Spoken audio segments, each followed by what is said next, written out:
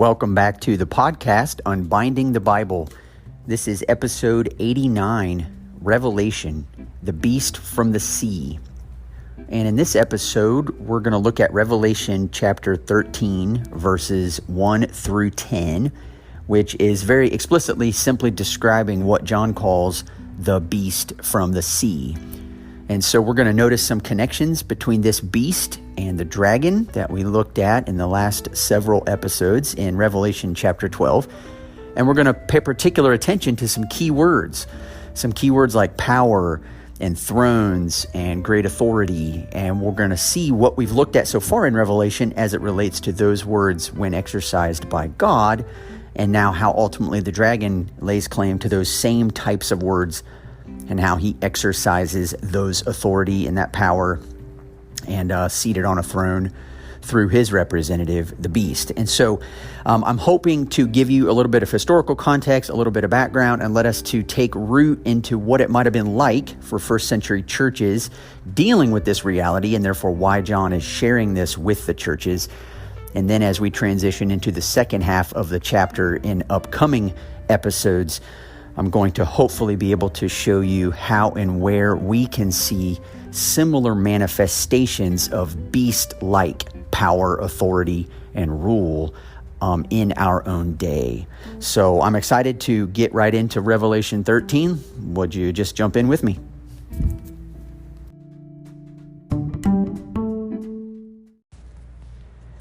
To begin this week's episode, allow me just to read Revelation 13, verses 1 through 10.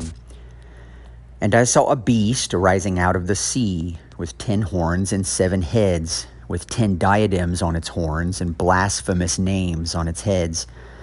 And the beast that I saw was like a leopard. Its feet were like a bear's, and its mouth was like a lion's mouth. And to it the dragon gave his power and his throne and great authority. One of its heads seemed to have a mortal wound, but its mortal wound was healed, and the whole earth marveled as they followed the beast. And they worshipped the dragon, for he had given his authority to the beast. And they worshipped the beast, saying, "Who is like the beast, and who can fight against it?" And the beast was given a mouth, uttering haughty and blasphemous words, and it was allowed to exercise authority for 42 months. It opened its mouth to utter blasphemies against God, blaspheming his name and his dwelling, that is, those who dwell in heaven. Also, it was allowed to make war on the saints and to conquer them. And authority was given it over every tribe and people and language and nation, and all who dwell on earth will worship it, everyone whose name has not been written before the foundation of the world in the book of life of the Lamb who was slain. If anyone has an ear, let him hear. If anyone is to be taken captive, to captivity he goes. If anyone is to be slain with the sword must he be slain. Here is a call for the endurance and faith of the saints. Now, as we jump into this particular section, I would like to begin at the end of the passage that I just read for you and work our way sort of back into the passage from there. But John ends this section in verses 9 and 10 by saying, if anyone has an ear, let him hear. Now, we've referenced this numerous times in the podcast. We've talked about this as it relates to idolatry. This is classic idolatry language from the Old Testament. Those who worship gods who have mouths but cannot speak, and eyes but cannot see, ears but cannot hear. Those who worship them become like them. And the Old Testament, and then Jesus ultimately, and here again in the works of the words of the Spirit in chapters 2 and 3 of Revelation, saying, "He who has ears to hear, let him hear what the Spirit says to the churches." Jesus is always seeking to strip us away from ideologies or idolatries or loyalties of things that are not rooted in him, which cause us to actually be deaf to his voice when he calls us. And so the end of Revelation 13:10, this like halfway section of the chapter, ends with recognizing, need to understand something here, guys. If you're going to be taken captive, you're going to go be taken captive. If you're going to be slain with the sword you're going to be slain. Here is a call for the endurance and faith of the saints. So what John's about to describe in describing a beast is something that every one of the 7 churches in Asia Minor to whom John is writing They know what this means, and we'll get to it in just a second. They know that the beast represents a great threat to their livelihood as people, particularly as Christians who have been called out of the Roman kingdom into the kingdom of God. And lest you think that today politics and religion ought to be kept separate, it was not the case in the first century and actually shouldn't be the case today. When people say you ought to keep politics out of religion, it is simply a misunderstanding about what Christian faith actually is. Because in the first century, for you and I to read on the pages of our New Testament, Jesus is Lord, was a political statement. Because the Roman Empire had, in effect, taken over all of the land of Israel at the time our New Testaments were written, at the time Jesus walked the earth. And when somebody says Jesus is Lord, what they are saying is Caesar is not.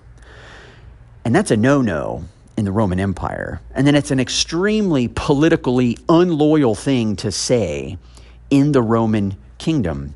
And so what we're going to find here is John's reminding the church, remember, I'm calling you to endurance and faithfulness on the part of being a faithful witness. Remember, witnessing to the pattern of the Christ. And so if we start there, we realize that what John's about to describe is something that is gruesome, that is powerful, that is strong, that is mighty, that poses a legitimate threat to any faithful witness to Jesus in the first century.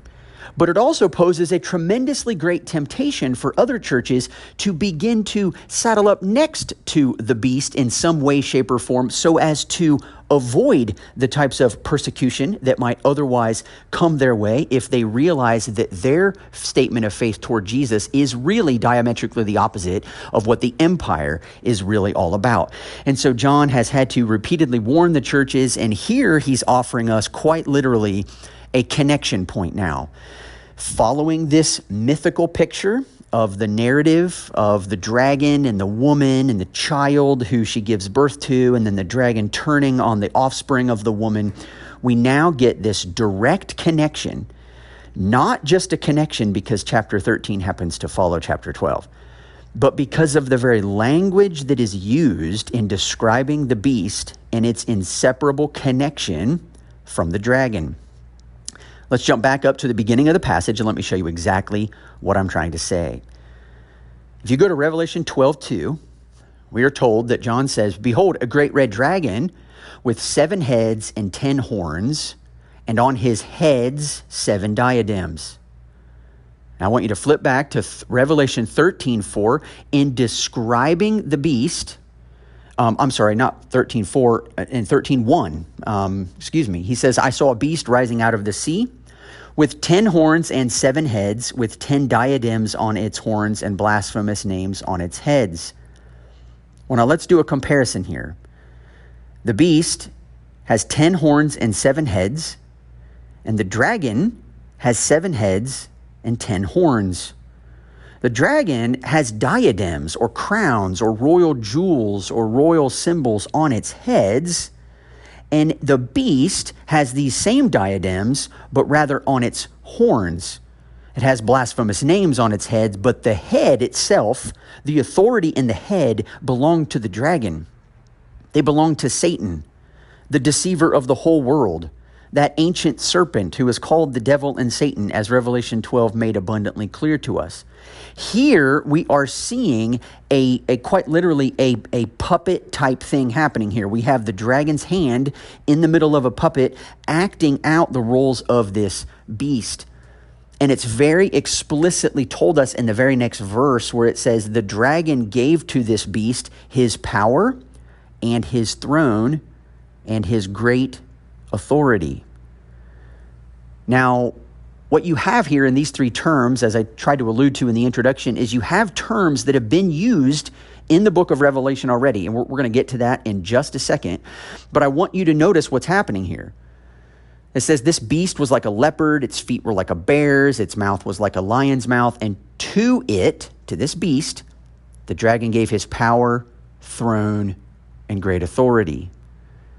And so let's just look at that for a second. If you remember back to Revelation chapter 1, we have here in the book of Revelation competing visions for what is power, what is a throne, and what is great authority. We have competing visions for the definitions of those terms, and we have competing visions for the way in which those three attributes or descriptors or gifts are obtained: power, thrones, and great authority. So, for instance, in Revelation 1:5, we're introduced to God and Jesus and the Holy Spirit by saying, "And from Jesus Christ, the ruler of kings on earth." This is how Jesus is described. Again, if you do not realize what a monstrous political statement that actually is in the first century, we're not actually tuned into the context very well. That was a major political statement, and everyone in Rome knew that. And so then in Revelation chapter 2, it says, to the one who conquers and who keeps my works until the end, to him I will give authority over the nations, and he will rule them with a rod of iron until the end. Rule them with a rod of iron, as when earthen pots are broken in pieces, even as I myself have received authority from my Father. Well, now you've got this idea of authority. Here's how Jesus exercises authority. He's going to share his same rule and authority with his followers to have authority over the nations. Hold that thought. Revelation 13 addresses something to do with authority and nations as well, and we'll get to that. How about in Revelation chapter 4, verse 2, John is given a vision of, he sees a throne in heaven with one seated on the throne. Now remember, the vision that John is given is one that says, for all intents and purposes, when you look at the struggle of the churches, and you look at some of them facing persecution, and you look at some of them caving on their faithful witness so as to avoid persecution, and you get some of them who are very, very comfortable with Rome and serving Caesar just enough to make sure that life isn't made too tough for them, and then others who are holding faithfully the line of faithful witness to Jesus and are being persecuted as a result. John is given another vision of someone who's actually on the throne, and it's not Caesar. And the events that are happening in chapter 4 and in chapter 5 of Revelation are a very different image of how it is that the one seated on the real throne places his victor on the throne with him. Which is why in chapter 5 of Revelation, we see the one seated on the throne and the Lamb standing right there with him, the Lamb who was slain. And so in Revelation 5, verses 12 and 13, we say, worthy is the Lamb who was slain to receive power and wealth and wisdom and might and honor and glory and blessing. To him who sits on the throne and to the Lamb be blessing and honor and glory and might forever and ever. These are attributes, these are characteristics, these are adjectives that would be describing rulers. They would be describing kings, and these kinds of words were used to describe Caesar on the throne. But in Revelation, they are used to describe Jesus, the one who really is on the throne, the one who really is the Lord.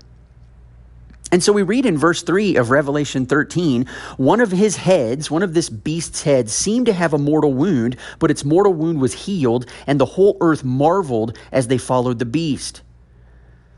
Now, what's really interesting when you get into this is that at the time, several years prior to Revelation being written, there were numerous Caesars in the Roman Empire. And one of them, who is most famous probably for his wickedness, for some of his dysfunction and paranoia throughout his rule, but was in fact Nero Caesar. And in 68 AD, when Nero was only 30 years old, because of some social and political turmoil that was surrounding his reign, he ended up taking his own life. And there rose up after him a very rapid succession of new Caesars who took his place and then were dethroned. And then a new one came up and he also was dethroned. And so slowly throughout this continual downward spiral of the Roman Empire and its instability regarding who was the actual king, who wasn't, rumors began to spread that Nero wasn't really dead, but that he just had disappeared for a while and was going to make a glorious comeback. And when he did, Rome was going to rise to more stability, to more greatness, and to more honor than they ever were before. That was a narrative that was actually circulated in the 1st century AD throughout the Roman Empire.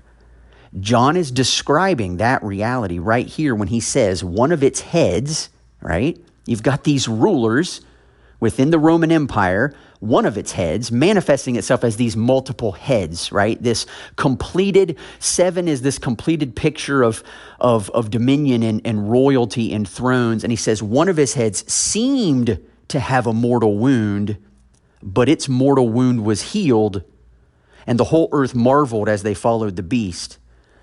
And so part of what's happening is it's not only this narrative that begins to be constructed that Nero isn't really dead, but it's also the idea that even if one of its kings dies off, the Roman Empire continues to dominate. A new Caesar will just step into his place. And so however you define this, however you and I seek to understand it, Rome was not defeated, even though Nero took his own life. And of course, it certainly helps your cause when you start spreading the narrative that he actually isn't dead, but that he just disappeared for a bit and is coming back later.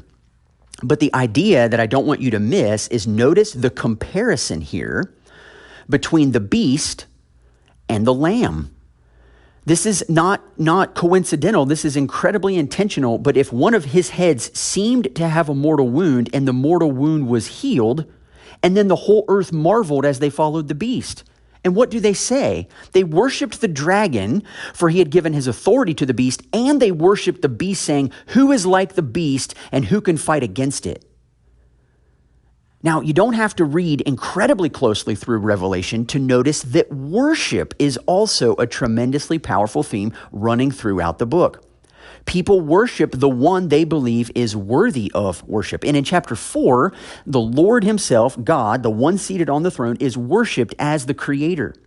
And in chapter 5 of Revelation, the lamb who was slain is worshipped right alongside the one seated on the throne because he was slain and ransomed to people for God from every tribe and language and people and nation. And so what you actually have going on in Revelation 13 is this perfect parody. You have God in Revelation chapter 4 who gives his authority to the Lamb and shares the worship of the entire creation centering around the activity of God as he has demonstrated his rule and his authority and his tremendous power through his self-sacrificial, compassionate, dying for one's enemies, love embodied in the Lamb. You have then the nations falling down before the Lamb and the one seated on the throne, rejoicing in him, giving him wisdom and praise and honor and glory and power and might and blessing forever and ever. This is ultimately this huge creation song that is offered up to the one seated on the throne and to the Lamb as Revelation 5 comes to a conclusion. But here you have the dragon, who is a complete opposite reflection of God. This is in fact the battle that we just read about in Revelation chapter 12, who gives his authority and his power not to a lamb to self-sacrificially die for one's enemies, but rather to a beast who causes enemies by destroying them and then takes over the world in a power over type of a mentality. But the same response is generated by the beast when the world looks at the Roman Empire and says, wow, the Roman Empire was dealt a quote-unquote death blow, Nero's death, and yet the Roman Empire kept right on going. Look at the power. Look at their strength. Look at their might. Look at their glory. And we're told in verse 4 that they worshiped the dragon, for he had given his authority to the beast, and they worship the beast, saying, who is like the beast, and who can fight against it? Now, a little bit of Old Testament knowledge will come in really helpful here as you're listening in and as you're reading along. When all of the people say, who is like the beast, and who can fight against it? They quite literally are quoting, almost word for word, one of the songs that Moses led the people to sing in Exodus chapter 15, after the Lord successfully rescued them from Egypt and delivered them through the Red Sea. In Exodus chapter 15, verse 11, we actually read this: "Who is like you, O Lord, among the gods? Who is like you, majestic in holiness, awesome in glorious deeds, doing wonders?" And the song goes on to explain exactly who this Lord is, exactly who this God is, and how no one else on the planet is like him. Well, here we've got a contrary story going on. We've got a contrary story being played out. We have a dragon giving his authority and power and throne to the beast, and we have all the people worshiping the beast, saying who is like the beast and who can fight against it. It's a total parody. It's a total replay. What happened with Nero and the fact that the Roman Empire continued to move forward is supposed to be a mocking parody of what actually did happen to Jesus. Jesus didn't just appear to be dead, right? In verse 3 of Revelation 13, it says, one of his heads seemed to have a mortal wound, but its mortal wound was healed. No, remember, in Revelation 1, Jesus is like, I am the living one. I died, and behold, I am alive forevermore, and I have the keys of death and Hades. So here's Jesus, who actually did die, who has been resurrected and vindicated, and is offering that hope and that promise of a life of sacrifice, a life of dying to oneself, a life of love of enemy, of love of neighbor, of mercy triumphing over judgment, a life of forgiveness and compassion and belief and being driven by the love of a father for a lost and dying world. That is the kind of life that in the end will be vindicated. Satan is parodying this message, because he has nothing else to work with. And so he makes up a version of that story that convinces the world that the real power on this earth is the beast. And it doesn't take long for you to figure out what's happening. I mean, the beast, it is just this view of the Roman Empire. It's this view of who is the one who's really in power, who's the one who exercises rule, who is the one who has great authority. Everyone in the Roman Empire knew who this was, and it was the Roman authority ultimately. John here, though, is linking the Roman authority to Satan, so as to make sure that John's readers know Rome and Caesar and the centurions and the prison guards and those who are arresting you and those who are making your life difficult in the marketplace, they're not the real enemy. The real enemy is someone deeper and greater and stronger who is manipulating these worldly systems to make them appear divine when in reality they're not. And yes, he does in fact suck in those caught in the system, not just those who look to Rome to be their savior, but Rome itself, who comes to think of itself as the savior. It's precisely what's going on. And you know, as you work your way through the New Testament, if you were to reread through the New Testament and think in terms of political categories, you know that Jesus' idea of ruling and of exercising power and of exercising authority are very, very different than the way the dragon convinces the beast to manifest these same characteristics. And let me give you just one example. In Matthew chapter 20, we know that there are two very different conceptions of what power, thrones, and great authority actually are and how they work themselves out in the world. One looks like a lamb, the other looks like a beast. And here's how Jesus describes this to his disciples. Listen to this again for the first time. But Jesus called them to him and said, "You know that the rulers of the Gentiles lord it over them, and their great ones exercise authority over them. It shall not be so among you.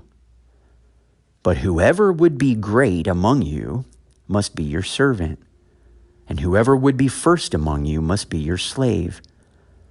Even as the Son of Man came not to be served, but to serve, and to give his life as a ransom for many. You see, Jesus knows that the rulers of the Gentiles, whoever they may be, whatever kingdom they are a part of, the people who do not know him and his ways, lord their authority over other people. They exercise authority over them. And we've talked at different points about the language of the kingdom, the power over kingdom versus the power under kingdom.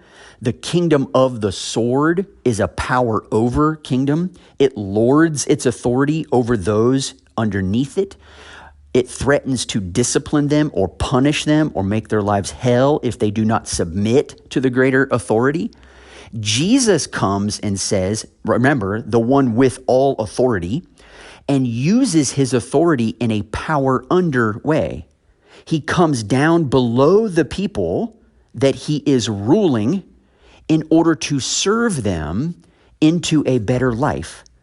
He serves them and cares for them and nourishes them and draws them in to his presence so as to experience flourishing, hope, and life.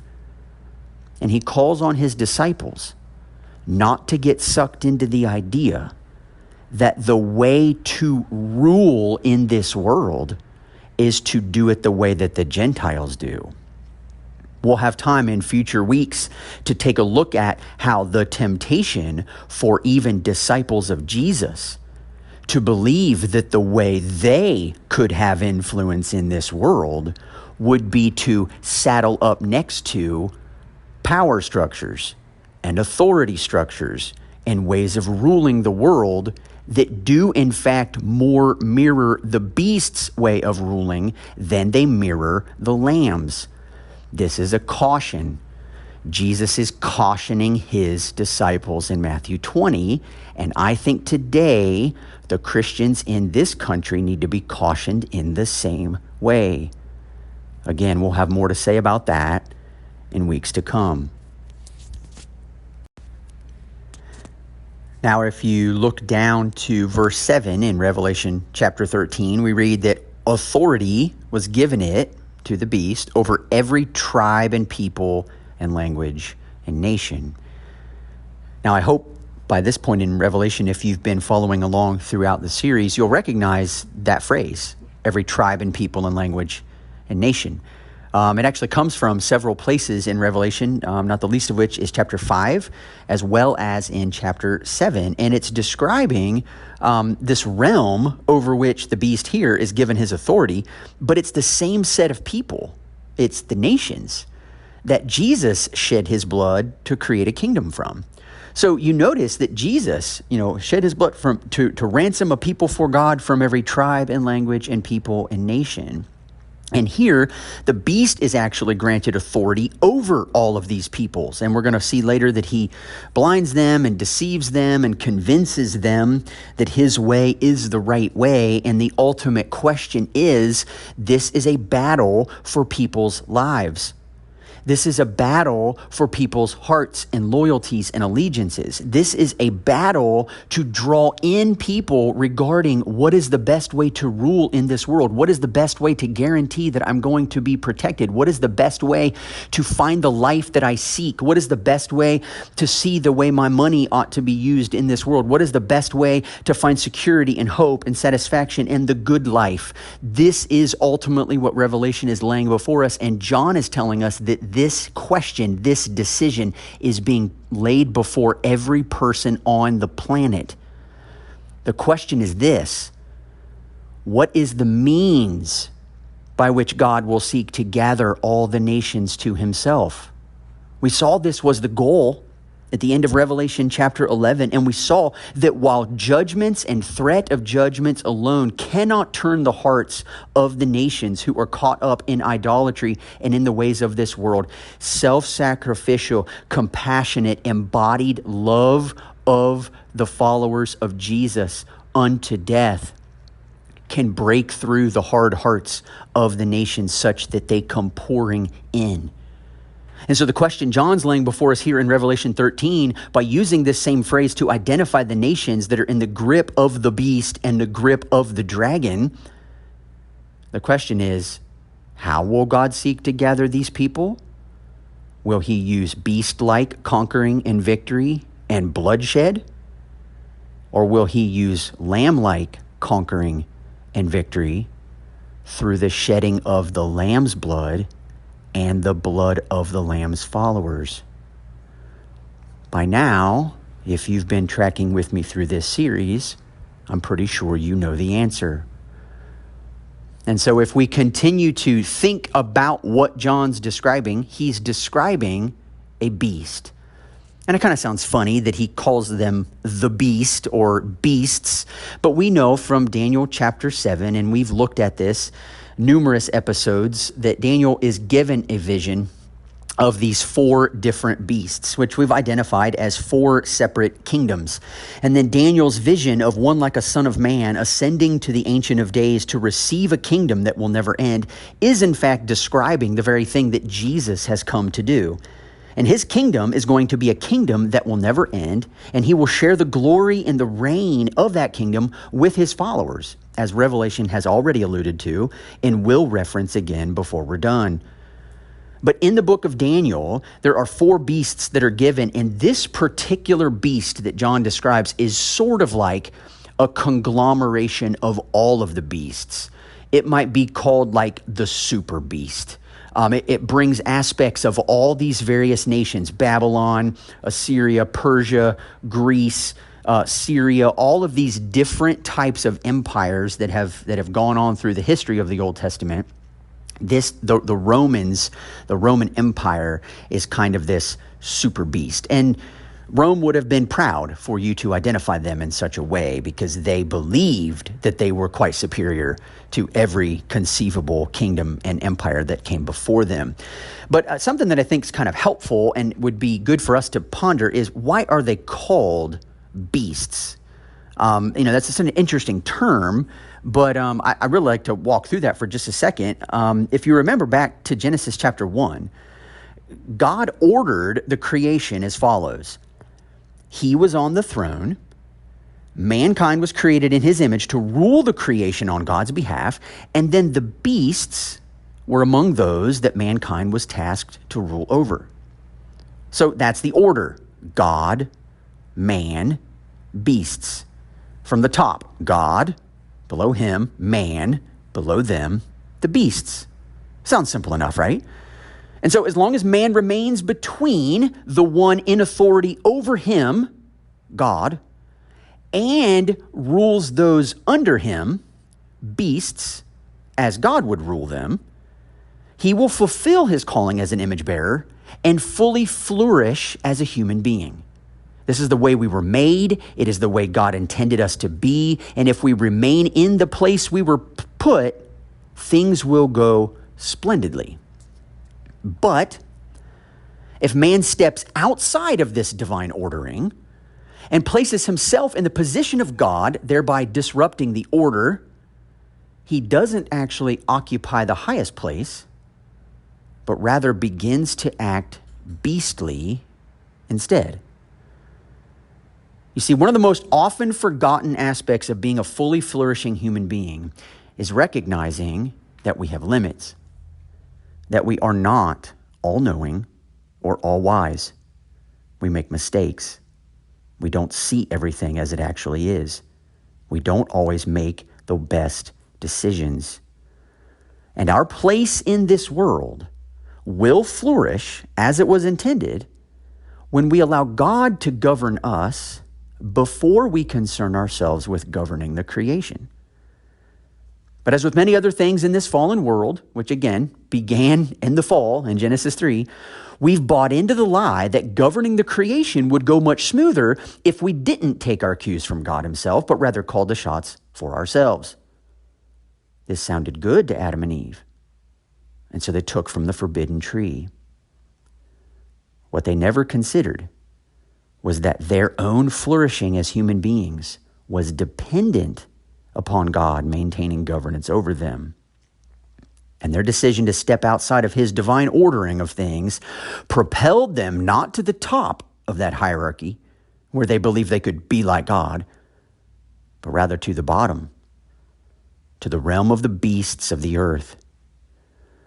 And now people or systems or structures or nations, whenever they elevate themselves as right in their own eyes or take onto themselves status that belongs solely to God, they quickly degenerate into beasts. And what separates human beings from beasts? Is it not that our self-control and our reasoning skills can hold at bay our natural instincts for food, sex, and self-preservation? Yeah, I kind of think that's exactly what it is. And so I want you to consider that every place where you find human beings believing themselves to be on par with the gods, their treatment of other human beings always takes on beastly characteristics. This is what John is describing in Revelation chapter 13. This is what John could very easily go on to describe in every type of tyrannical government, any type of strong patriarchal family structure where you don't question dad. Dad is always right. Kids are afraid of their dad because he has adopted a stance that is inching himself closer to a view of who God is as the ultimate judge and determiner of good and evil. He is adopting that standard in God's place, maybe even in God's name, claiming to be acting like God when God himself acts like Jesus and does not lord authority over those that he rules. And what's scary when you begin to understand the spirit behind why the Bible calls these sort of rulers beasts is you begin to get this idea that we can almost look at this not as a proper noun so much, like, oh, who's the beast today? Now, people throughout church history have done this at different points in church history. Some thought the Roman Catholic Church was the beast, and some people think that the Russians are the beast, and some people claim that the Chinese is, China is the beast. And people always look at these ideas and they want to identify who is the one, who is the thing. Now, in John's context, he actually was referring to the Roman Empire. We know this, and this is helpful and factually correct. But we also know that in Jesus' day, while Israel's nation was under Roman rule, and while there very much was a king on the throne, Caesar himself in Jesus' day, remember the time in Matthew 26 when the religious leaders are attempting to falsely accuse Jesus and bring up false witnesses to put him to death. And Jesus' response to them is, from now on, you will see the Son of Man coming on the right, sitting at the right hand of the Father and coming on the clouds of heaven. Jesus identifies to his own people, his own Jewish people, and the leadership structure that they had created, which clearly was a power over structure and an oppressive structure and a beast-like structure toward all of the people underneath them that they felt proud and privileged to rule over. Jesus, in effect, by quoting from Daniel 7 in reference to himself, which was God's answer to the problem of destructive beastly kingdoms that were running rampant in the world, Jesus was, in effect, calling his own religious people a beast because they were acting just like Rome was. They were acting just like beastly kingdoms. And so I think that's a tip-off clue for you and for me to recognize that what we're seeing here, as we've already alluded to, is a parody. We have the dragon who gives his authority and his power and his throne to the beast, and as we'll see next time, who ultimately hands over that authority to what Revelation will call the false prophet. It's one who speaks lies and who breathes lies and draws people in to want them to give their praise, allegiance, and worship to the first beast. In the book of Revelation, we might even call the dragon, beast, false prophet, we might even call that an unholy trinity. And that would be a true thing to say. Because while you have the dragon giving his authority to the beast, who then pushes the false prophet to declare falsely that the beast is the one worthy of everyone's worship, who then ultimately results in worshiping the dragon, we have God in the book of Revelation seated on the throne, who gives his authority and his power to the Lamb. And the way that faithful witness, not the false prophet, not testifying falsely, but testifying rightly through the power of the Spirit to the fact that the Lamb is the one who has ultimate authority, and the way he's gone about obtaining that authority is the same way he wants his followers to go about it. You now have the Trinity fully working, fully operational, and drawing the saints in to the process.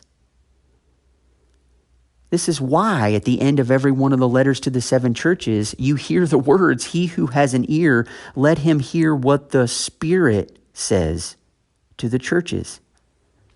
The Spirit speaks truth, brings life, and draws everyone to whom it speaks back to worship of the Lamb, who then offers the worship back to the one who is seated on the throne. It's the Holy Trinity versus the unholy Trinity. Both are laying claim to every person on the planet. Both are giving a vision of the good life. One of them produces life. The other produces death. The question on the table is, which one will you believe brings life? And so I think when Jesus addresses his own people as beastly, beast-like, the beast, who are part of a Roman Empire where they have grown to understand, if you want to get ahead in this world, you do it the way Rome does, because the way Rome does it works in the real world. Look at us. We're prisoners to Rome. We are, submitting under their rule because they own our land and they own our space. And they've learned really quickly, if you want to get ahead in this world, especially in an empire like Rome's, you better learn to shove some people out of your way. You better learn to put some people beneath you. You better learn to be a power over authority ruler, because if you're not, you're going to get stomped on. Notice what Jesus walked into when he came on the scene in the first century. And did Jesus get stomped on? Yes, he did. Which is why I said at the end of Revelation chapter 12, I'm not sure that too many of Christians in our world want to conquer the beast the same way Jesus did. But the reason I do think that that's the case is because we've grown quite comfortable in this land, in a place where authority and power and domination are such revered attributes. If you want to get ahead, you need to climb the ladder. This is always going to be the way that it is in this world, and this is why it is such a temptation for every person on the planet, again, to adhere to one of these two ways of living. And so when I look at the beast, I'm not trying to identify a person. I'm not trying to identify a system. I'm recognizing that wherever a person or a family or a system or an institution places itself above other people and uses that position not to serve them, but to rule over them, as Jesus said in Matthew 20, you shouldn't do, then they begin to take on beastly characteristics and begin to treat other people the way animals treat each other. That is why they're called beasts. And I have seen this, and you have too, manifesting itself in all sorts of institutions, families, systems, structures.